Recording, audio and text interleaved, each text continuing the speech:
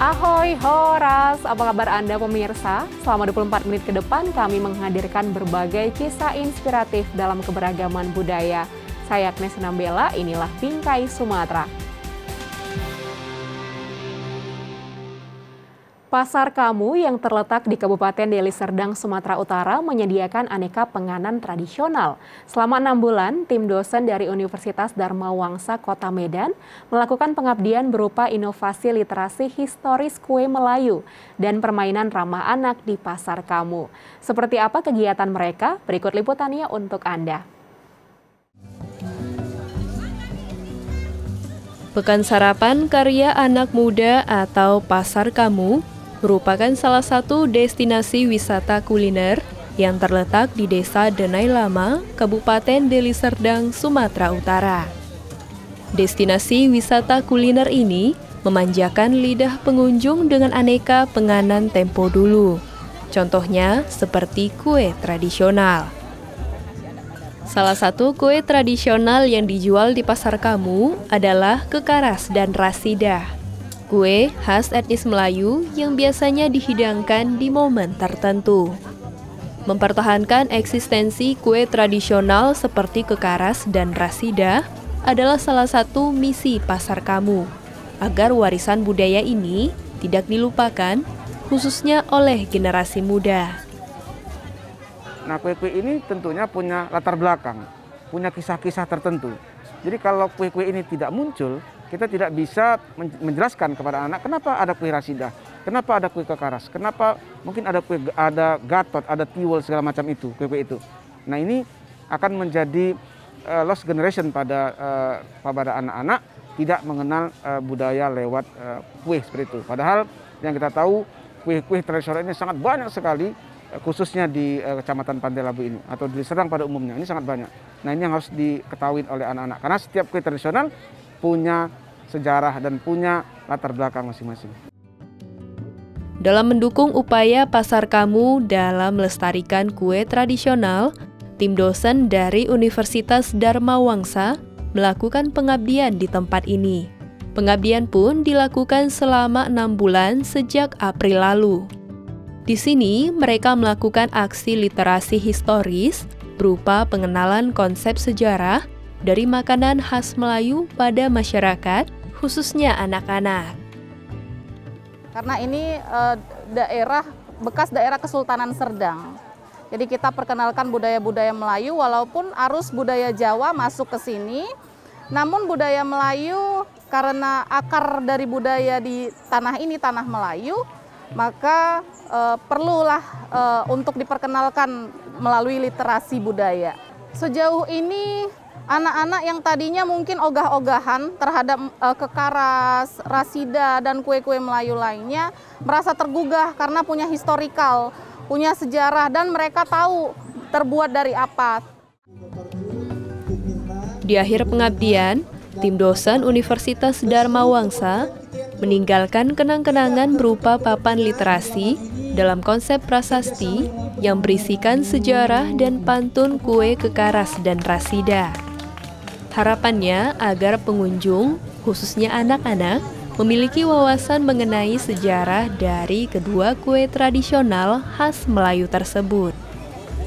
Selain prasasti, mereka juga memberikan alat-alat permainan tradisional dan membuat arena permainan ramah anak bersama masyarakat. Tujuannya agar anak-anak tidak bosan, apalagi bermain gawai selama mengunjungi Pasar Kamu.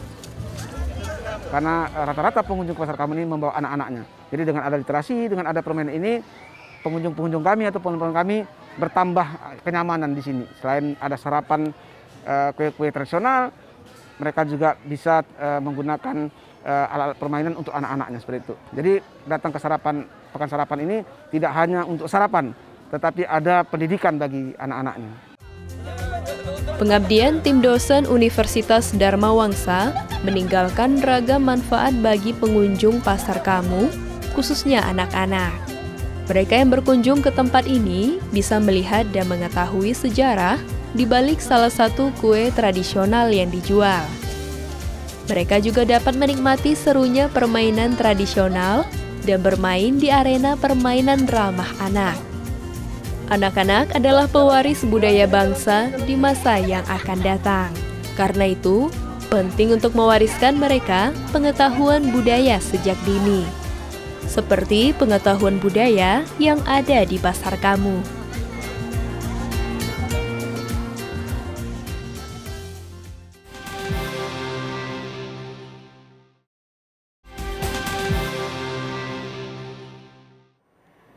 Kehadiran Vihara Namhai Kuan Im di Desa Percut selama 37 tahun memberikan manfaat untuk masyarakat sekitar. Baru-baru ini, Yayasan Vihara membangun sumur bor untuk mempermudah warga mendapat air bersih. Pihak Vihara juga memberikan bantuan sembako kepada warga setempat yang terkena dampak pandemi COVID-19. Kita saksikan kepedulian sesama untuk Desa Percut dalam liputan berikut. Kini warga Dusun 15 Desa Percut, Kecamatan Percut Setuan, Deli Serdang, sudah dapat menikmati air bersih secara gratis. Hal ini terjadi berkat adanya sumur bor yang disediakan oleh Yayasan Pancaran Kasih Dewi Vihara Namhai Kuan Im. Adanya sumur bor ini mempermudah warga untuk mendapatkan akses terhadap air bersih. Selama ini, warga setempat sulit mendapatkan air bersih yang bisa dikonsumsi.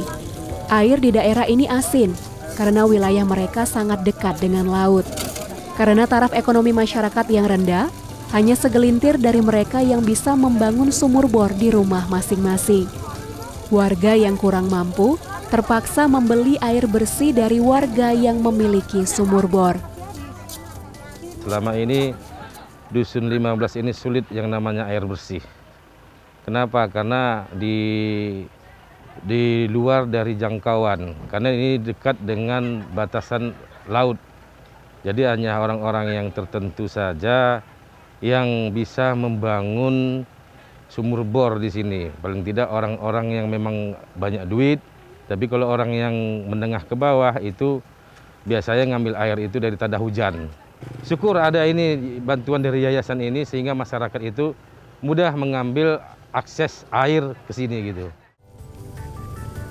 Tidak hanya menyediakan sumur bor untuk warga desa, Vihara yang sudah berdiri selama 37 tahun di Desa Percut ini juga rutin mengadakan bakti sosial. Baru-baru ini, pihak Vihara membagikan 250 paket sembako yang berisi beras, gula, kecap, dan bihun kepada warga setempat yang terdampak pandemi COVID-19. Ya, karena kita lagi membangun wihara, pas hari ulang tahun Kuan Im, kita ada mengadakan baksos juga. Terus mengadakan ini sumur bersih untuk masyarakat setempat. Sekalian kita rayakan. Harapannya bisa membantu masyarakat setempat sinilah ya, dengan ekonomi mereka yang pekerja seramut tanah gitu. Jadi semoga dapat terbantulah. Menariknya, bantuan yang datang ke Desa Percut lahir dari kepedulian muda-mudi Vihara.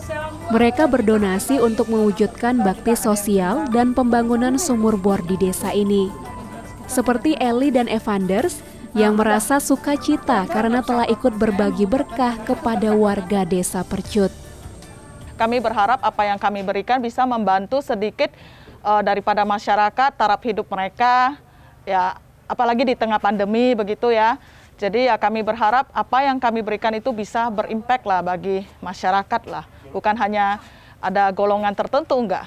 Artinya kita hari ini diberkati untuk bisa menjadi berkat buat orang. Jadi mari kita walaupun tidak besar, apa yang kita bisa berikan dan apa kita bisa buat masyarakat, buat negara ini ya kita lakukan yang terbaik. Inilah wujud kasih untuk masyarakat Desa Percut.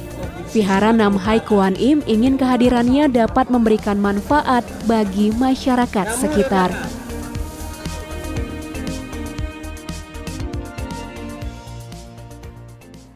Yayasan Berani Bermimpi dan Aksata Pangan baru-baru ini menyalurkan kepedulian mereka pada anak-anak tepian Sungai Deli. Para generasi muda ini mengadakan storytelling bertajuk Edukasi Hati, sekaligus membagikan 150 paket makanan untuk anak-anak dan keluarga mereka. Kita saksikan kolaborasi kepedulian ini dalam liputan berikut. Karena menurut saya itu mungkin bagi sebagian orang nggak banyak, tapi udah bisa membahagiakan begitu banyak orang di hari ini seperti yang tadi sudah terliput oleh kamera. Mudah-mudahan happy-nya mereka, karena kita yakin banget acara ini akan membawakan banyak banget dampak positif kepada siapapun, baik volunteer, donatur, organizer, dan terutama orang-orang yang menerima atau beneficiary dari acara ini. Inilah kolaborasi yang dilakukan oleh Yayasan Berani Bermimpi, Aksata Pangan, dan beberapa pelaku usaha kuliner di Kota Medan untuk membantu masyarakat di tepian Sungai Deli. Kegiatan ini menyasar pada warga yang tinggal tepat di belakang pekuburan Mandailing. Yayasan Berani Bermimpi mengajak anak-anak Sanggar Sungai Deli atau Sasude belajar dan bermain bersama, sementara tim Aksata Pangan berbagi makanan kepada orang tua mereka. Baru-baru ini kita kangen banget udah turun ke lapangan dan buat acara offline yang official, dan akhirnya kita kepikir kenapa kita nggak buat piknik baca, dan kebetulan kali ini kita juga pengen bagi-bagi roti dan bagi-bagi snack. Rotinya dari Roti Romi, snacknya dari Katigamat. Kita juga mengajak teman-teman dari Aksata Pangan untuk berbagi menggunakan fasilitas food truck mereka. Kita udah sejak lama banget pengen datang ke Sasude ini, ke tepian Sungai Deli ini, karena kita tahu di sini ada lingkungan yang cocok dengan orang-orang yang ingin kita dekati gitu, yang ingin kita bantu gitu. Pembagian makanan merupakan bagian dari program KUPAS atau Kunjungan ke Masyarakat Prasejahtera yang digagas oleh Aksata Pangan. Ini adalah KUPAS chapter ke-27, di mana mereka membagikan 150 paket makanan. Masyarakat mendapat 11 produk makanan seperti bumbu dapur, sereal, susu, roti, dan berbagai produk pangan lainnya. Produk-produk makanan ini merupakan donasi dan sumbangsi dari mitra Aksata Pangan yang juga memiliki kepedulian pada keberlangsungan serta ketahanan pangan. Aksata Pangan melihat kondisi warga di kawasan ini cukup memprihatinkan dan butuh perhatian dari banyak pihak. Selain taraf ekonomi rendah, tinggal di pinggiran sungai membuat warga rutin dihampiri banjir setiap tahun. Kolaborasi tentunya perlu, karena Aksata Pangan itu nggak bisa berdiri sendiri tanpa ada pihak-pihak yang membantu kita mendistribusikan gitu. Dengan adanya orang yang pihak-pihak eksternal, organisasi, komunitas, orang-orang yang kayak awareness-nya lebih tinggi lagi tentang kepeduliannya akan pangan, tentunya kan akan membantu juga satu dengan yang lainnya. Dengan ini kan kita bukan untuk ke masyarakat prasejahtera aja, dengan adanya kita memberikan ke masyarakat prasejahtera, orang-orang lain juga jadi sadar gitu, oh ternyata makanan pangan sekecil apapun itu berharga. Kehadiran Yayasan Berani Bermimpi memberikan kebahagiaan sederhana bagi anak-anak Sungai Deli. Relawan Berani Bermimpi membawa buku bacaan untuk anak-anak, lalu mengajak mereka untuk memvisualisasikan mimpi mereka dan menuangkannya dalam bentuk gambar. Mereka diajak untuk berani mengejar mimpi yang mereka punya. Kegiatan ini merupakan bagian dari program edukasi hati yang dirancang oleh Yayasan Berani Bermimpi dengan harapan dapat dilakukan secara rutin ke depannya. Perkenalkan, nama saya Kayarna Aulia, umur saya 13 tahun, kelas 2 SMP. Tadi saya bersama teman-teman melakukan sebuah menulis dan membaca. Yang ditulis itu sebuah cita-cita. Kalau cita-cita Aulia sih menjadi poluan. Senang gitu, gembira. Kesan Aulia sih selanjutnya datang lagi ke sini gitu. Senyum sumringah penuh syukur tampak pada masyarakat tepian Sungai Deli yang menerima manfaat dari kolaborasi ini. Semangat kolaborasi antara komunitas juga terus tumbuh dan terjalin untuk berbagi kebaikan pada sesama yang membutuhkan.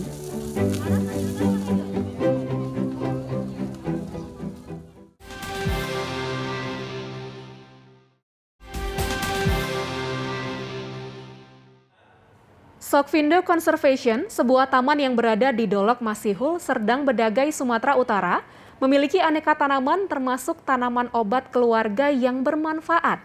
Rekan kami Grace Colin akan mengajak Anda untuk mengenal aneka tanaman obat yang ada di sini dalam segmen Sekitar Kita berikut.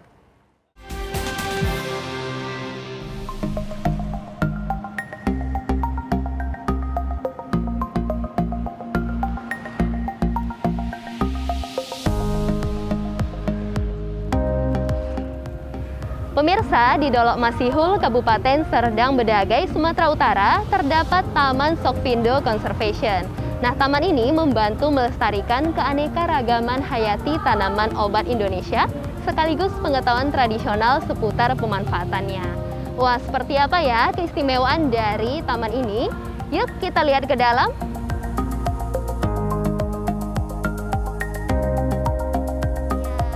Ketika saya memasuki taman ini, rasanya asri sekali. Wajar, karena taman seluas 1,4 hektar ini didominasi oleh 1.400 koleksi tanaman, khususnya tanaman obat keluarga atau toga. Nah, salah satu misi yang diusung taman ini adalah edukasi pemirsa, di mana taman ini menyajikan edukasi kepada pengunjung seperti saya melalui guide maupun papan keterangan yang tertera di dekat tanaman obat. Wah, saya jadi tambah banyak ilmu baru nih pemirsa. Taman ini didirikan oleh Luluk Williams, Ketua KIS atau Kumpulan Istri Staf Sokvindo pada tahun 2019. Mulanya, taman ini direncanakan untuk mengonservasi tanaman anggrek saja. Namun, seiring berjalannya waktu, taman ini pun mengonservasi tanaman bermanfaat yang ada di sekitar perkebunan Sokvindo, khususnya tanaman obat dan tanaman langka seperti pohon rainbow eucalyptus ini, pemirsa. Dan tidak hanya mengusung misi edukasi dan konservasi, Sokvindo Conservation juga memberdayakan KIS untuk mengelola taman ini, pemirsa. Kira-kira tanaman obat di sini tuh dimanfaatkan untuk apa nih, Bu? Kita manfaatin tanamannya sebagai bahan baku untuk pembuatan jamu. Ada jamu saintifik, ada jamu yang kita buat berdasarkan turun-temurun nenek moyang kita. Nah, selain membuat jamu, kita perbanyak juga tanamannya untuk disebar ke masyarakat. Jadi kita memberikan dampak yang positif lagi ke masyarakat, khususnya tanaman yang memiliki harga ekonomis, misalkan untuk bahan jamu, kunyit, dan lainnya.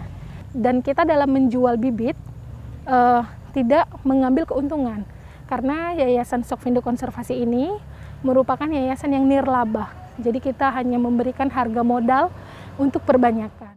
Nah, dari sekian banyak nih penjelasan Ibu mengenai pemanfaatan tanaman obat di Sokvindo Conservation, saya tertarik nih untuk mencoba jamunya nih, Bu. Kira-kira boleh nih, Bu?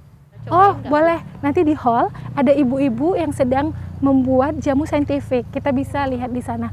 Ada buat jamu saintifik dan ada contoh jamu tradisional yang kita buat di sini gitu. Jadi kita bisa lihat di sana ya. Sokvindo Conservation mengolah aneka tanaman obat menjadi jamu saintifik dan jamu tradisional yang tentunya kaya akan manfaat. Saya berkesempatan melihat langsung proses pembuatan jamu saintifik di dalam tembikar, sekaligus mencicipi jamu saintifik yang sudah matang, pemirsa. Sekedar informasi, jamu saintifik adalah jamu yang sudah teruji klinis. Resep jamu ini dikeluarkan oleh Kementerian Kesehatan Republik Indonesia. Sokvindo Conservation meracik resep tersebut jadi satu kemasan praktis yang dibanderol dengan harga Rp15.000. Nah, pemirsa, ini dia jamu saintifik yang saya cobain barusan. Rasanya sangat enak sekali dan ternyata tidak pahit, pemirsa. Dan selain itu, pembuatannya juga mudah dan juga harganya murah dan lagi berkhasiat, pemirsa. Saya pun jadi tertarik untuk mencoba membuat jamu ini di rumah. Dan pemirsa, selain ada tanaman obat, tempat ini juga memiliki spot wisata lain yang tentunya sayang banget untuk Anda lewatkan. Nah, seperti apa pemirsa? Yuk ikuti saya untuk selanjutnya.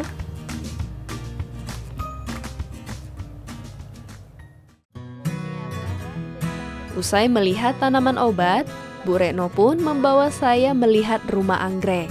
Saat ini, rumah anggreknya sedang dalam tahap pembangunan, pemirsa. Salah satu spesies anggrek yang mencuri perhatian saya adalah anggrek Paphiopedilum victoria. Anggrek ini hanya berbunga 2 kali dalam setahun loh, pemirsa. Dari rumah anggrek, kami beranjak ke bagian Taman Sokvindo Conservation lainnya, seperti ke plot gulma, plot sayuran, dan rumah jamur. Nah, di rumah jamur, saya melihat banyak spesies jamur yang unik, seperti jamur milky, jamur kuping, jamur tiram, dan lainnya. Jamur-jamur ini tumbuh dari backlog yang berisikan limbah organik, seperti serbuk gergaji dan sisa buah tandan sawit, pemirsa.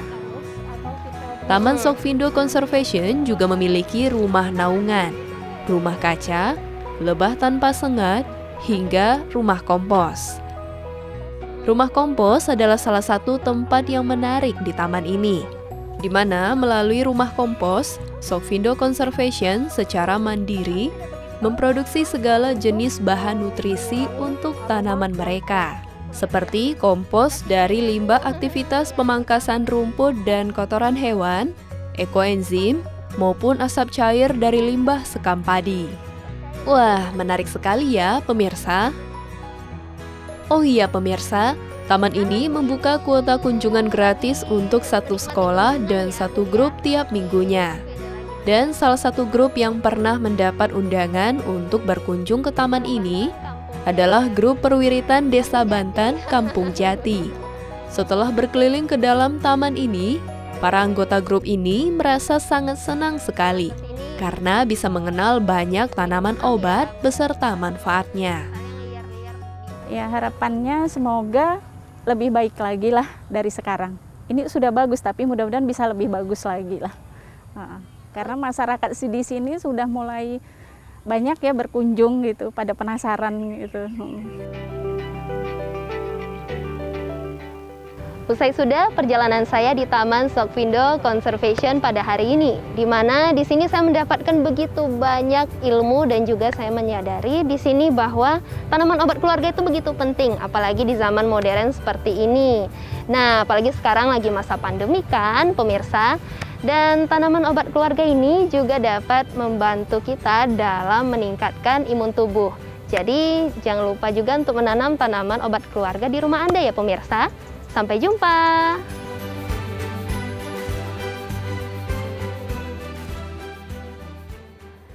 Sekian program Bingkai Sumatera, jaga diri Anda dengan menerapkan protokol kesehatan 5M dimanapun Anda berada. Memakai masker, mencuci tangan pakai sabun dan air mengalir, menjaga jarak, menjauhi kerumunan, serta membatasi mobilitas. Tetap semangat menyebarkan kebaikan, saya Agnes Nambela pamit, sampai jumpa.